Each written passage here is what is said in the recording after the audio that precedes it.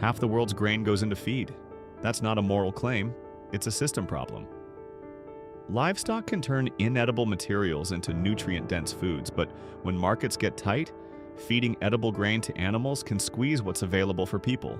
Today, you're going to see 7 foods that expose that tension. They weren't always people food. They were cheap, overlooked, or treated like bulk inputs. Now they show up on menus and in health aisles, and the reasons why reveal how fragile the food system can get. Number 1, lobster. You pay top dollar for lobster now. But for a long time, people treated it like bulk fuel. Something you ate because it was there, not because it was special. That's the tension. When a food shows up in huge supply and doesn't travel well, the system labels it low value. You feed it to animals, you grind it up, or you push it to people with the least choice, while the good foods get saved for everyone else. Lobster's makeover didn't come from the ocean changing. It came from control. Once you can hold it cold, move it fast, and serve it in a setting that signals status, the price climbs.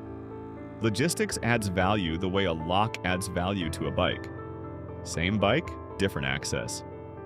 Here's the truth. Premium can just mean surplus with a pipeline.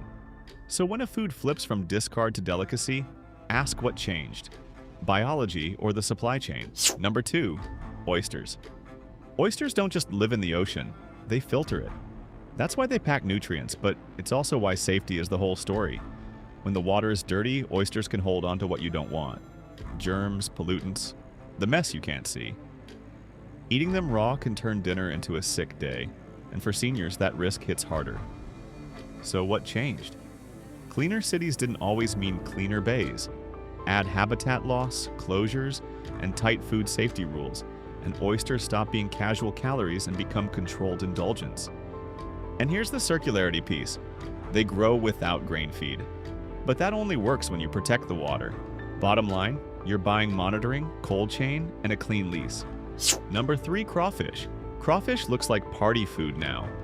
But for a long time, it sat in the cheap protein lane. The kind of thing people treated like bait or a backup plan. That's because crawfish lives on the edges. Ponds, ditches, wetlands, and flooded fields. It thrives where you're not planting neat rows of premium crops.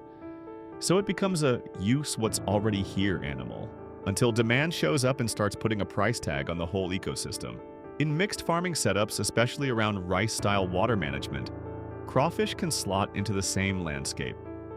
You're getting food and income from the same wet ground instead of pushing harder on prime land. That's real resilience when budgets tighten, but popularity comes with a squeeze. More buyers means tighter handling, more middle steps, and higher menu prices. The cheap bowl turns into a seasonal splurge. And here's the kicker: reclaimed foods don't stay affordable. When you hear sustainable local protein, check if it's still priced that way. Number 4, corn. Corn looks like a simple side dish, but in the real food system, it works like a switchboard. You can eat it straight, you can grind it into staples. But huge amounts get routed into animal feed first, and when prices spike, that routing turns into a fight over calories, not taste. Here's the mechanism in plain terms. Edible grain goes in and you don't get the same amount of human edible calories back out.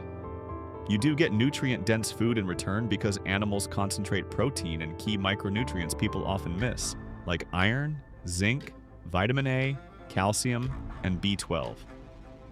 But during shortages, feeding edible corn to livestock can tighten the whole supply, like pouring drinking water into a swimming pool when the taps run low. Bottom line, corn is a routing decision. Tortilla or trough, ethanol tank or pantry. If you want fewer steps from cropland to you, track where the corn goes. Number 5, soybeans. Soy used to sound like livestock supply. Meal, cake, protein concentrate. Now it's in your coffee as foam and in your cart as a clean burger. But soy's rise exposes a quiet trap. Protein isn't the same as nutrition. The same bean can land in a trough or on your plate, and the difference is what gets pulled out, what gets left behind, and what gets added back. In the supply chain, soy often splits 2 ways. The oil heads toward human food because it blends into everything. What's left becomes dense meal, a high-protein input that props up high-volume animal production, Like a cheap engine part, you replace again and again. For you, the health story depends on form. Tofu, tempeh, miso, and edamame keep more of the food intact. Isolates and concentrates can digest easier and reduce some anti-nutrients, but they can drop fiber and leave you less full. Here's the truth. Processing and marketing did the rebrand. If you eat soy for health, choose recognizable forms first. Treat isolates like a tool, not a staple. Number 6, quinoa. Quinoa sits right next to rice, so your brain files it as normal. But the version you see now is a full rebrand, sold as a premium better carb with a higher price to match. That's where the risk shows up. When a local staple gets stamped as a global superfood, it stops being just dinner. It becomes export nutrition. And when outside demand sets the price, the people who grew up on it can get pushed to cheaper, lower quality calories. Quinoa also grows tough. It can handle rough land where other grains struggle, which matters when good farmland is limited. That can ease pressure in places that can't rely on the same handful of crops every year. But demand steers purpose. In some settings it's for people, in others it's for animals, and then it turns into a boutique health product for whoever can pay. Bottom line, reclaiming feed isn't a win if locals lose access. If you buy quinoa, look for sourcing that supports resilient farming and local affordability. Number 7, oats. Oats used to be the no-nonsense fuel you toss to a work animal. Now you see the same grain marketed as heart help, with a premium price and a clean label look. This is the clearest eat the feed moment. Oats can go straight to your bowl, or they can take the long detour through animals first, with less food energy left at the end. Nutritionally, oats earn their reputation when you keep them close to whole. They bring beta-glucan fiber, which gels up in your gut and can help manage cholesterol. The carbs also digest slower, so your blood sugar doesn't spike as hard. But processing changes the deal. Rolled oats stay fairly steady. Instant oats break down faster and hit quicker.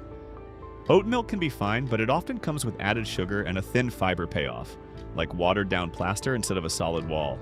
Here's the kicker. Routing edible grain into animals is a scarcity gamble. Choose unsweetened oats and add eggs, yogurt, or nuts. You think you choose what you eat, but the system chooses first. Price tags steer it, safety rules gate it, processing reshapes it, and the first claim on calories can go to people, animals, or industry, depending on what pays best and what stores easiest, not what nourishes you most. That's why the same item can start as feed, get rebranded as health food, or turn into a luxury bite. And here's the kicker. The next shortage won't just be weather, it'll be routing. Subscribe now and I'll show you what to avoid and what's actually safe.